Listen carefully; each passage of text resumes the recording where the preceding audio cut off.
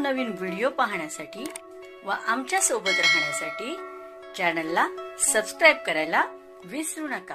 तर बघा काय बातमी आहे, सरकारी कर्मचाऱ्यांचा आणि पेन्शनधारकांचा महागाई भत्ता 10 वर्षापूर्वीचा नियम बदलणार आणि तो 0% होणार आहे। सध्या संपूर्ण देशभर नव्या 8व्या वेतन आयोगाची जोरदार चर्चा सुरू आहे। नवीन 8वां वेतन आयोग लागू झाल्यानंतर सरकारी कर्मचाऱ्यांचा आणि पेन्शनधारकांचा पगार मोठ्या प्रमाणात वाढणार आहे। खरं तर जानेवारी 2025 मध्ये केंद्रातील सरकारने 8व्या वेतन आयोगाच्या स्थापनेला मान्यता दिली आहे। तसेच आता जानेवारी 2026 पासून नवीन वेतन आयोग लागू केला जाईल अशी माहिती समोर येत आहे।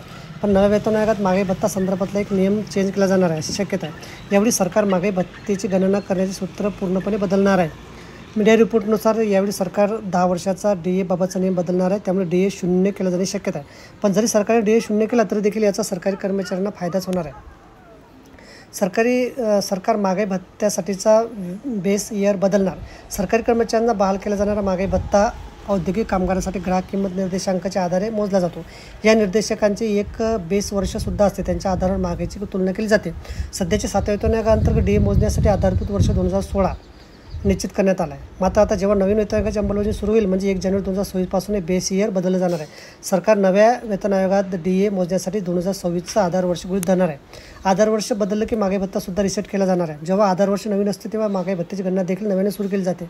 म्हणजेच नव्या 8व्या वेतन आयोगात महागाई भत्त्याची गणना 0 पासून सुरू होणार आहे। आधार वर्ष चेंज झाल्यानंतर महागाई भत्ता 0 होणार आहे। खरं तर जानेवारी 2026 पर्यंत सरकारी कर्मचाऱ्यांचा महागाई भत्ता 60 किंवा 61% पर्यंत पोहोचू शकतो। अशा परिस्थितीत 60 किंवा 61% महागाई भत्ता कर्मचाऱ्यांच्या मूळ पगारात जोडला जाणार आहे आणि महागाई भत्ता पुन्हा 0 होणार आहे। म्हणजेच कर्मचाऱ्यांच्या मूळ पगारात महागाई भत्ता जोडल्यास याचा कर्मचाऱ्यांचा फायदा होणार आहे। विशेष बाब अशी की महागाई भत्ता 0 करण्याचा निर्णय 7व्या वेतन आयोग लागू करताना देखील झाला होता। 7व्या वेतन आयोगात लागू करताना 125% महागाई भत्ता कर्मचाऱ्यांच्या मूळ पगारात जोडण्यात आला होता। आता नव्या 8व्या वेतन आयोगात सुद्धा तेच राहणार आहे आणि यामुळे सरकारी कर्मचाऱ्यांचा मूळ पगार वाढेल। तर बघा, अशा प्रकारे अत्यंत महत्त्वाची बातमी मला समजली असेल। व्हिडिओ सुद्धा आवडला असेल तर लाईक करा आणि शेअर करायला विसरू नका। धन्यवाद।